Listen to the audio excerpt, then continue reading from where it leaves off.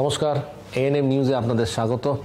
আজকে আমরা এসেছি লোকসভা ইলেকশন নিয়ে, লোকসভা নিয়ে কথা বলতে। আগামী দিনে লোকসভা কোন দল আসবে এটাই আমাদের সবার আগে সবার মনে এই প্রশ্ন। পশ্চিমবাংলা নিয়ে একটা আলাদা উত্তেজনা আছে। আমার সঙ্গে আছেন ডক্টর অনির্বাণ গাঙ্গুলি, যাদবপুর লোকসভা কেন্দ্রে বিজেপি প্রার্থী। অনির্বাণবাবু নমস্কার। আমাদের সঙ্গে কথা বলার জন্য অসংখ্য ধন্যবাদ অনির্বাণবাবু। প্রথম যে প্রশ্নটা করব, মানুষ বিজেপিকে কেন ভোট দেবে? আপনারা কি বিষয় নিয়ে মানুষের কাছে যাচ্ছেন যে জন্য ভোট চাই? দেখুন, এই ইলেকশনটা নরেন্দ্র মোদীকে তৃতীয়বারের জন্য প্রধানমন্ত্রী নির্বাচিত করার ইলেকশন এবং তার গত 10 বছরের রেকর্ড। এক, দুই হলো মনে রাখতে হবে যে তিনি প্রত্যেকবার 2014 থেকে 2019 প্রত্যেকবার তিনি তার ব্যবধান, তার ম্যান্ডেট, তার ভোট পার্সেন্টেজ তিনি বাড়িয়েছেন। এটা তার ম্যান্ডেট, তার পারফরমেন্সের উপর ম্যান্ডেট, এবং তিনি সেটা পরিষ্কারভাবে বলছেন। He is presenting his report card to the people, যেটা উনি গত 10 বছর নিরন্তর করে গেছেন। এবং আগামী দিনে উনি আরও কি করতে চান, এই যে বিকশিত ভারতের কথা বলছেন, কি করতে চান, how does he she India? He wants to make India into a great power, into a power that matters, এবং এই দেশের ফান্ডামেন্টালসগুলোকে আরও স্ট্রং করতে চান, আরও শক্তিশালী করতে চান। এবং দেশের মানুষ, পশ্চিমবঙ্গের মানুষ তার পারফরমেন্স দেখেছে। তিনি কি করতে চাইছেন দেশের জন্য, পশ্চিমবঙ্গের জন্য। এবং সেই জন্যে বিজেপিকে এই কারণে চাওয়া উচিত, তাকে প্রধানমন্ত্রী হিসেবে তৃতীয়বারের জন্য নির্বাচিত করা উচিত। কেননা তার গত 10 বছরের রেকর্ডের একটাই ফোকাস, একটাই অ্যাচিভমেন্ট হচ্ছে ভারতকে শক্তিশালী, ভারতকে সারা পৃথিবীতে তাকে প্রতিষ্ঠিত করা, এবং একেবারে গ্রাসরুট থেকে, একেবারে গ্রাউন্ড থেকে ওপর অবধি বিভিন্ন সেগমেন্টে, বিভিন্ন সেক্টরে তিনি মানুষের জন্য কাজ করেছেন, দেশকে আরও শক্তিশালী করার জন্য করেছেন। মানুষের দৈনন্দিন জীবন যাতে আরও স্বাচ্ছন্দ্য হয়, তারা যাতে আরও সুযোগ পায়, মানুষ এবং দেশ যাতে আরও স্বাবলম্বী হতে পারে, এই সব মানে এন্টায়ার গ্যামট তার ট্র্যাকের যদি দেখা যায়, সেইটা দেখে মানে ব্যক্তি নরেন্দ্র মোদী না গুড গভর্নেন্স? দুটোই। কেন, ব্যক্তি নরেন্দ্র মোদী ছাড়া গুড গভর্নেন্স হবে না, এবং নরেন্দ্র মোদী বলেই গুড গভর্নেন্স। এটাই হলো ব্র্যান্ড মোদী। এবং আমার বক্তব্য হচ্ছে, সেই ব্র্যান্ড মোদী, ব্র্যান্ড গুড গভর্নেন্সের সাথে জুড়তে গেলে পশ্চিমবঙ্গ থেকে আরও বেশি সংখ্যক বিজেপির এমপিদেরকে দরকার। কেন, after all we are the ruling party. পশ্চিমবঙ্গে বিভিন্ন জিনিস বাস্তবায়িত করতে গেলে আরও বেশি সংখ্যক বিজেপি এমপিদের দরকার, এবং সেই জন্যে যাদবপুর থেকেও বিজেপি জেতা উচিত। তো এই জায়গাটায় দাঁড়িয়ে মমতা ব্যানার্জি কতটা ফ্যাক্টর হয়ে দাঁড়িয়েছে? এটা তো অনস্বীকার্য যে উনি একজন জননেত্রী, ওনার একটা পুল আছে বলেই এতটা ভোট পেয়ে উনার এসছেন। তো সেই ক্ষেত্রে মমতা ব্যানার্জিকে কাউন্টার করতে আপনাদের এই মুহূর্তে সব থেকে বড় অস্ত্র কি? না দেখুন, তৃণমূলের তো গত 12 বছর, ইনফ্যাক্ট মমতা ব্যানার্জিকে কাউন্টার করাটা কি, ওরা নিজেদের রেকর্ডের সম্বন্ধে বলুক। মানে আপনি গভর্নেন্সের রেকর্ড বলছেন? পুরো গভর্নেন্স রেকর্ড, প্রশাসনিক রেকর্ড সবটাই, এবং পলিটিক্যাল আচরণেরও রেকর্ড। মানে ওদের তো ওয়ারেন্টি একেবারে ওভার ডাবল এক্সপায়ারি ডেট পার করে গেছে। ওই ওয়ারেন্টির কোনো দামই নেই। মানে যে দলটা নিজেকে অল ইন্ডিয়া তৃণমূল কংগ্রেস বলে কিন্তু একটি আঞ্চলিক দল, যে দলের ন্যাশনাল জেনারেল সেক্রেটারি রয়েছে কিন্তু দলটা আঞ্চলিক, তাহলেই বোঝা যায় যে কতটা একটা ফেক পলিটিক্যাল আইডেন্টিটি নিয়ে এই দলটা চলে। আমার কথা হচ্ছে যে তারা নিজেদের গভর্নেন্স রেকর্ড সম্বন্ধে, ল অ্যান্ড অর্ডার, মহিলাদের প্রতি, নারী সুরক্ষা, এবং এই যে বিভিন্ন মানে পুরো পশ্চিমবঙ্গ ছেয়ে ছোট বড় মাঝারি ক্ষুদ্র বড় রাঘব বোয়ালরা সেই যে মানে মাথা চাড়া দিয়েছে এত বছর ধরে, যাকে আমি বলি সন্দেশখালী মডেল, বিভিন্ন প্রান্তে প্রান্তে যে রয়েছে, it's a model of extraction, it is a model of fear, it is a model of exploitation. তারা মানুষকে বলুক যে তারা তাদের 12 বছরের রেকর্ড কি। মানে একটু ওই দিয়ে দিলেই হলো, এটা এই শ্রী, ওই শ্রী, কন্যাশ্রী, এই সেই সবটা থেকেই আবার কাটমানি, সেখান থেকেও আবার কাটমানি। মানে আপনি গভর্নেন্স ভার্সেস গভর্নেন্স করছেন, miss governance versus good governance, এইটাতে। আচ্ছা, এইখানে একটা জিনিস আসছে, এক্সপ্লয়টেশন ভার্সেস এম্পাওয়ারমেন্ট। তো এখানে একটা প্রশ্ন আসছে, সন্দেশখালি বলুন বা গার্ডেন রিচে যে ইলিগাল কনস্ট্রাকশনের যে একটা বাতাবরণ তৈরি হয়েছে, তো এইগুলো কতটা ইস্যু হিসেবে দাঁড়ায়? না, এইগুলো তো মানুষের ইস্যু। আপনি দুটো কথা বললেন, এগুলো তো মানুষের ইস্যু। মানে গার্ডেন রিচে can anyone in his or her senses believe this যে মেয়রের সেটা নিজের কনস্টিটুয়েন্সি, এবং মেয়র সেদিনকে বলছে প্রধানমন্ত্রী এখানে এলে বলেন ভ্রষ্টাচার বলছে। ও যেদিন এই কথা বললো তার পরের দিন পুরো কোল্যাপস করলো গার্ডেন রিচে বাড়ি। তো ভ্রষ্টাচারই তো, ভ্রষ্টাচার ছাড়া আর কি আছে? প্রধানমন্ত্রী এসে চোখে আঙুল দিয়ে দেখিয়ে দিচ্ছেন, আয়নাটা মুখের সামনে ধরছেন, ওদের গায়ে লাগছে। ওনার কনস্টিটুয়েন্সি এই গার্ডেন রিচকেই একবার বলেছিলেন না, ও মিনি পাকিস্তান হয়ে গেছে, অর্থাৎ তিনি সেখানকার শাহেনশাহ, বাদশাহ।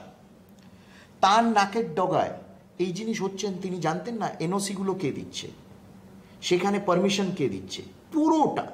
মানে লোকাল পুলিশ অ্যাডমিনিস্ট্রেশন থেকে, মিউনিসিপ্যাল অ্যাডমিনিস্ট্রেশন থেকে, সেখানকার কাউন্সিলর থেকে, এটা একটা web. It's a web of extraction, corruption, exploitation, পুরো ওয়েব। এবং এই ওয়েব বিছিয়ে ওরা জাল বিছিয়েছে গত 12 বছর ধরে, এবং এরা সবাই লিপ্ত এর মধ্যে। মানে একটা মেয়রের কনস্টিটুয়েন্সিতে, কলকাতা কর্পোরেশনের মেয়র, তার কি ঐতিহ্য আর ইতিহাস রয়েছে সেই পদের, আমি আর তার মধ্যে যাচ্ছি না, কেন তাদের নাম এরা এখন বলতেই হয়তো পারবে না, উচ্চারণ করতে গেলে একটু বাধবে। সেখানে এই জিনিস হচ্ছে, একেবারে বেঘোরে প্রাণ গেল এই কয়েকজন এই মানুষদের, সেখানে তারা মারা গেল। সেখানে ইললিগাল কনস্ট্রাকশন, পুকুর ভরাট করে কে পারমিশন দিল? জানে না যে পুকুর ভরাট করে সেখানে উঠছে, মানে ওঠানো হচ্ছে বিল্ডিংগুলো, সেই বিল্ডিংগুলোর আগামী দিনে কি দশা হবে? কারা সেখান থেকে টাকা ফায়দা নিয়েছে? কোটি কোটি গাড়ি, কোটি কোটি টাকার ব্র্যান্ডেড গাড়ি চড়ছে তারা কারা? তারা তৃণমূল। তারা কারা? তারা তৃণমূলের আশ্রিত এইসব যারা সব রকম ইললিগাল অবৈধ কারবার করে। মেয়র জানে না, ওখানে গিয়ে বড় বড় কথা, তারপর আমরা এই স্টেপ নিচ্ছি, ওই স্টেপ নিচ্ছি, এটা করছি, তাকে পেনালাইজ করছি। প্রথম তো পেনালাইজ মেয়রকে করা উচিত, চিফ মিনিস্টারকে করা উচিত, because he is her blue I'd বয়। এবং এই পার্টিটা চলেই তো because of this kind of, মানে তাদের এক্সট্রাকশনের মডেলটাই এই। সেই জন্য বলছি যে একটা সিস্টেম যেখানে মানে কারাপশনে, দুর্নীতিতে জর্জরিত, সন্দেশখালি এবং গার্ডেন রিচ, এই দুটো হচ্ছে তার উদাহরণ। দুর্নীতি এবং এক্সপ্লয়টেশন। সন্দেশখালিতে তো মহিলাদেরকে পলিটিক্যাল স্লেভস হিসেবে ব্যবহার করা হয়েছে, তাকেও সার্টিফিকেট দিয়েছে মুখ্যমন্ত্রী, তাকে সার্টিফিকেট দিয়েছেন, বলছে ও নাকি মানুষের সেবা করে ভালো। এবং তাকে যে শেল্টার দিয়েছিল, এদের পার্টিরই এমএলএ গেস্ট হাউসে শাহজাহান শেখ শেল্টার ছিল গত 55 দিন। অর্থাৎ মুখ্যমন্ত্রী থেকে, ডিজি থেকে, পুলিশের আধিকারিক থেকে, হোম সেক্রেটারি থেকে, চিফ সেক্রেটারি থেকে শুরু করে সবাই জানতো সে কোথায় রয়েছে। কিন্তু তাকে হাত দিতে পারবে না কেন? সে যতই জমি দখল করুক, এক্সপ্লয়েট করুক, মানুষের ওপর অত্যাচার করুক, মহিলা শোষণ করুক, কেননা সে ইন্ধন দিচ্ছে, অক্সিজেন দিচ্ছে রুলিং পার্টিকে। So that is what we are saying. You see, একদিকে হচ্ছে মোদির মডেল, মোদির গ্যারেন্টি, তিনি যেগুলো বলেছেন সেগুলো করেছেন, এবং অন্যদিকে হচ্ছে মিসগভর্নেন্স এবং ভুয়ো ওয়ারেন্টি এবং ভুয়ো গ্যারেন্টি। আচ্ছা, একদিকে যেমনি good governance versus bad governance দিয়ে এটা পুরো চিত্রটা পশ্চিমবাংলার রাজনীতি প্রেক্ষাপটে আসছে, বিজেপির যে ক্যাম্পেইন হবে বা বিজেপি যে চিন্তাধারা এগিয়ে যাচ্ছে এই লোকসভা নির্বাচনে, সেটার একটা প্রেক্ষাপট এটা good governance versus bad governance, corruption and exploitation versus good governance, তাই তো? তো এবার সেই জায়গায় দাঁড়িয়ে যাদবপুর লোকসভা কেন্দ্রে কি পরিস্থিতিতে এখন আছে, কোন জায়গাটায় আপনি দাঁড়িয়ে আছেন? এগিয়ে যখন আপনি ভোট চাইতে যাচ্ছেন বা ক্যাম্পেইন করতে যাচ্ছেন, তখন কি অবস্থায় আছে? দেখুন, কথাটা হচ্ছে যে গুড গভর্নেন্স ভার্সেস মিসগভর্নেন্স, এটা যেমন একটা ডেমোক্রেসি ভার্সেস অ্যান্টি ডেমোক্রেসি। আমাদের যারা বিরোধী দল, শাসক দল Trinamool Congress, they have also put together and established an anti democratic model. বিরোধীদের প্রচার করতে দেবে না, প্রচারে বাধা দেবে, দেয়াল লিখন লিখলে সেগুলোকে মুছে দেবে, ইনসিকিউর এতটাই। যেখানে তারা 2009-তে যাদবপুর লোকসভা প্রথম জিতেছিল, যখন বামফ্রন্টের তখনও রমরমা। সেই 2009 থেকে 2019 অব্দি তাদের দখলে যাদবপুর, তাও তারা ইনসিকিউর। 2021-এর পর এই যাদবপুর লোকসভায় যে কটা বিধানসভা ছিল, অনেক বিধানসভায় তারা অত্যাচার চালিয়েছে, বিরোধীদের ঘরছাড়া করেছে, ঘর ভেঙেছে, জ্বালিয়ে দিয়েছে, চাকরি ছিনিয়ে নিয়েছে, দোকান বন্ধ করিয়ে দিয়েছে এবং তাদের বিরুদ্ধে ফলস কেস দিয়েছে। আমি এই মডেলটা এই কারণে বলছি, it is an anti democratic model. এখনো ফেস করছে, এখনো। কেননা এই যেগুলো কেসেস, যাদের বিরুদ্ধে এই সব ফলস কেসেস আমাদের ওয়ার্কার্সদের বিরুদ্ধে দিয়েছে, এখন তাদেরকে পুলিশ ডাকতে আরম্ভ করেছে থানায়, ভয় দেখাতে আরম্ভ করেছে যাতে তারা বুথে না বসে, তারা যাতে প্রচারে না যেতে পারে, বা তারা রাজনৈতিকভাবে যাতে সক্রিয় না হতে পারে। এই পুরো মডেলটা তারা করছে। They are trying to cripple the opposition, specially the BJP. কিন্তু ইলেকশন কমিশন তো এর বিরুদ্ধে, পুলিশের বিরুদ্ধে বা এরকম হলে করছে। ইলেকশন কমিশন তার নিজের একটা পদ্ধতিতে তো করছে, ইলেকশন কমিশনেরই দেখার কথা। কিন্তু ইউ হ্যাভ টু রিমেম্বার যে নিচু তলায় এরা এখনো অপারেট করছে। যেমন আমি একটা উদাহরণ দিচ্ছি, what action has been taken against him. এই যে বারুইপুর পূর্বর এমএলএ বিভাস সর্দার, সে আজ থেকে 15 দিন হবে, 15 দিন আগে 11ই মার্চ সে একটা প্রস্তুতি বৈঠকে বলল যে ওইসব কেন্দ্রীয় বাহিনী টাহিনী কিছু না, আমাদের মহিলা বাহিনী আছে, আমরা সামনে তাদেরকে পাঠিয়ে দেবো। এবং ভোট হওয়ার 15 দিন আগে ভোট হয়ে যাবে। অর্থাৎ কি, what is the explanation of the statement? এতটাই একটা অ্যান্টি ডেমোক্রেটিক একটা স্টেটমেন্ট। মানে অর্থাৎ কি এই স্টেটমেন্টটা, যে ভোট হওয়ার 15 দিন আগে ভোট আমরা করিয়ে নেব, ভয়ের একটা ভয় দেখিয়ে মানুষকে, যাতে মানুষ ভোট না দিতে যায় এবং অন্য দলের কেউ যাতে বুথে না বসে, সেই ধরনের একটা ভয়ের পরিবেশ করা। So you see the fight, the struggle is also against this. কেন? আমরা 17টা রাজ্যে আজকে সারা দেশে ক্ষমতায় রয়েছি। উত্তরপ্রদেশে 8টা ফেজে, 7টা ফেজে যখন অ্যাসেম্বলি ইলেকশন হয়, একটা bombs and bullets are a far thing, সেটা তো ছেড়েই দিন, একটা ঘুষি, একটা কেউ কাউকে থাপ্পড় পর্যন্ত মারে না। উত্তরপ্রদেশে এটা সম্ভব হয়েছে, মধ্যপ্রদেশে হয়েছে। মধ্যপ্রদেশে আমাদের পুরো ক্যাম্পেইন করে, প্রচার করে, উই অগেন গেইন ব্যাক। আমাদের একটু we were a little on the back foot initially in Madhya Pradesh. তারপর আমরা শুরু করি, 20 বছর আমরা ক্ষমতায় রয়েছি। গুজরাটে 27 বছর ক্ষমতায় রয়েছি আমরা। কোথাও এই জিনিস, আমরা যেখানে ক্ষমতায় আছি এই জিনিস হয় না, পশ্চিমবাংলায় হয়। সেই জন্য বলছি যে যাদবপুর লোকসভা, এটা তো আমি যাদবপুর লোকসভা বলছি, বোলপুরে এই সেম জিনিস দেখেছিলাম 2021-এ। কেন এই জিনিস হবে একটা রাজ্যে? Why? Let there be a democratic space. এবং বামপন্থীরা এর বিরুদ্ধে কিছু বলছে না, লেফট ফ্রন্ট কিচ্ছু বলছে না এর বিরুদ্ধে। তাদেরও সরব হওয়া উচিত, তাদের বোঝা উচিত, তাদেরও জিজ্ঞেস করা উচিত যে এই জিনিস কেন হবে। তাদের 2011-তে যখন তৃণমূল ক্ষমতায় আসে, আপনি দেখে নেবেন তারা রেজলিউশন পাস করেছিল লেফট ফ্রন্ট, কিভাবে ক্ষমতায় এসে তাদের পার্টি ঘরদোর জ্বালানো, কর্মীদের মারধর করা, তাদের ফ্ল্যাগ ফেলে দেওয়া, রাতারাতি পার্টি অফিসেসগুলো আগুন লাগিয়ে দেওয়া তৃণমূল কংগ্রেস করেছে। সেগুলো লেফট ভুলে গেছে। এখন they are going soft towards them, their leadership is going soft towards them. ক্যাডারদের মধ্যে এই প্রশ্নটা আছে, but their leadership is soft towards them. তা এই যে বোলপুরেও তো একই সমস্যার সম্মুখীন হয়েছিলেন 2021 সালে। বোলপুরে তো আমাকে খুন করার চেষ্টাও করা হয়েছিল, এবং কারা করেছিল তারা জানে। তারা এখন তো আর তারা বাইরে নেই, তারা এখন মানে জনসমক্ষে এখন নেই। তো ওই পরিস্থিতি যাদবপুরে যাতে না হয় সেই বিষয়ে কি আপনি সচেতন? সেই বিষয়ে না, দেখুন, আমরা তো সচেতন, আমরা সচেতন এবং আমরা গ্রাউন্ডে আছি। আমরা আমাদের প্রচার যেভাবে করার আমরা করে যাচ্ছি, গণতান্ত্রিকভাবে করে যাচ্ছি। এটা ইলেকশন কমিশনেরও দায়িত্ব। তো আপনি ইলেকশন কমিশনের কাছে কি আবেদন? না, আবেদন হচ্ছে দ্যাট দে মাস্ট এনশিওর,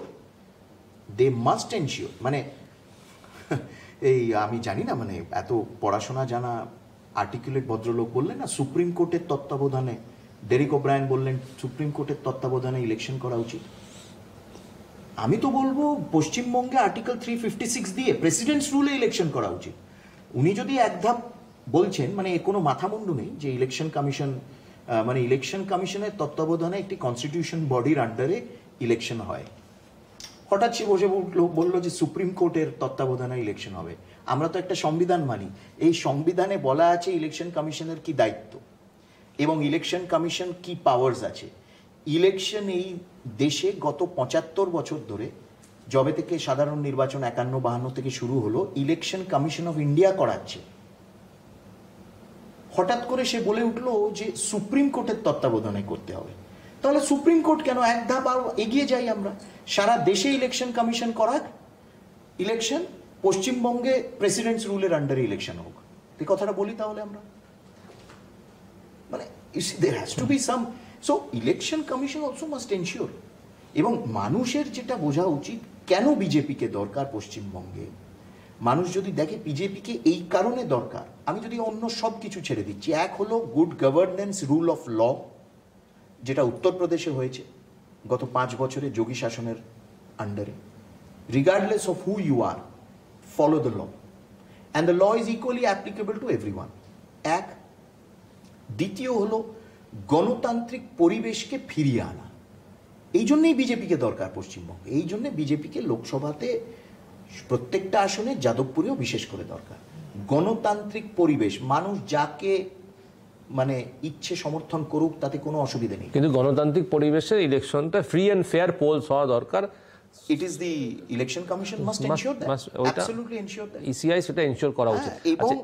এবং যারা, সরি, না বলছেন না না, আমি বলছি, এবং যারা, যে অফিসার্সরা আজকে ইলেকশন কমিশনের আন্ডারে এখন কাজ করছে, স্টেটের অফিসার্সরা, central officers in the state, central services officer, তাদেরও বলবো যে আপনারাও please be mature, don't act as party cadres, don't take political orders.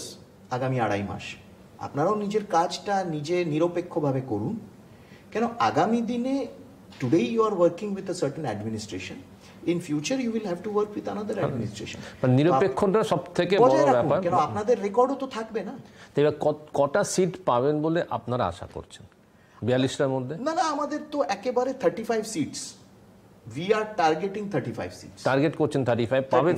তাতে 35 is the target, we don't, এবং আমরা আমাদের অ্যানালিসিস তো পাবলিকলি বলি না, our target is 35 সিটস। আচ্ছা আচ্ছা, 35 সিটস আপনারা। তো সেক্ষেত্রে অনেক মানুষের মুখে যে প্রশ্ন, মানে মনে যে প্রশ্নটা জাগছে, অনেকে আসছে কি, যদি 35 সিটস লোকসভায় পায়, তাহলে পরবর্তী ক্ষেত্রে কি বিজেপি সরকার গড়ার মতন পরিস্থিতিতে চলে আসবে পশ্চিমবাংলায়? না, সেটা তো সময়ের অপেক্ষা। দেখুন, সরকার তো গড়বেই বিজেপি, কিন্তু বিজেপি কোনো অগণতান্ত্রিকভাবে কোনো সরকার কোথাও গড়ে না। যারা ম্যান্ডেট পেয়েছে তারা নিজেদেরকে প্রুভ করুক না।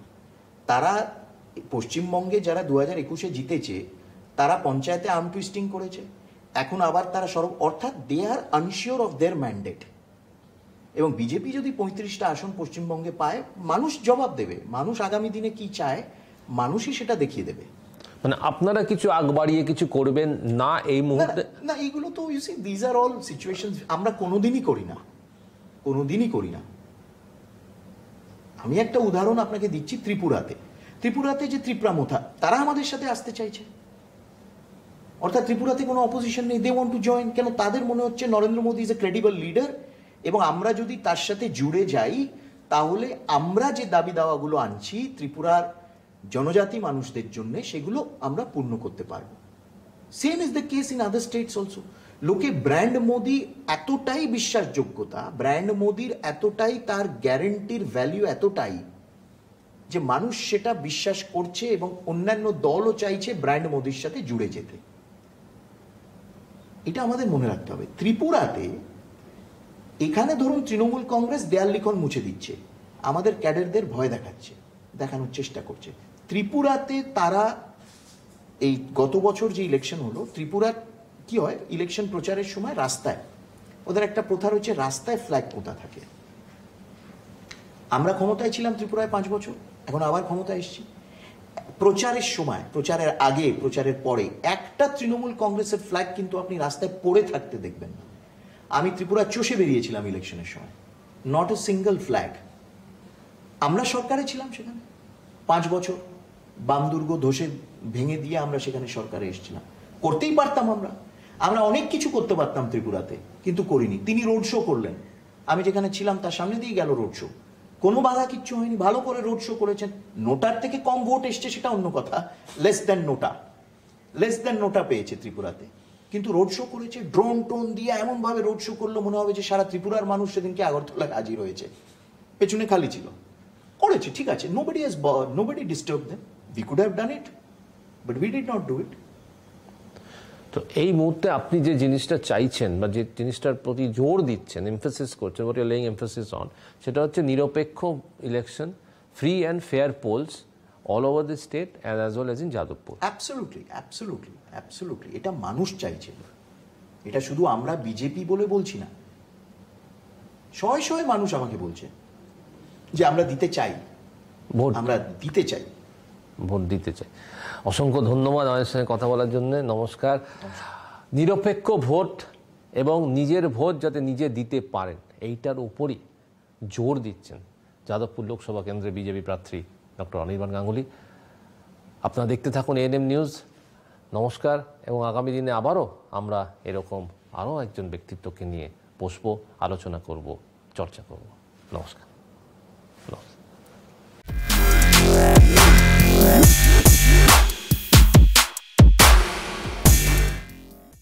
আরও খবরের আপডেট পেতে সাবস্ক্রাইব করুন আমাদের ইউটিউব চ্যানেলটি আর বেল আইকনে ক্লিক করুন নোটিফিকেশনস পেতে।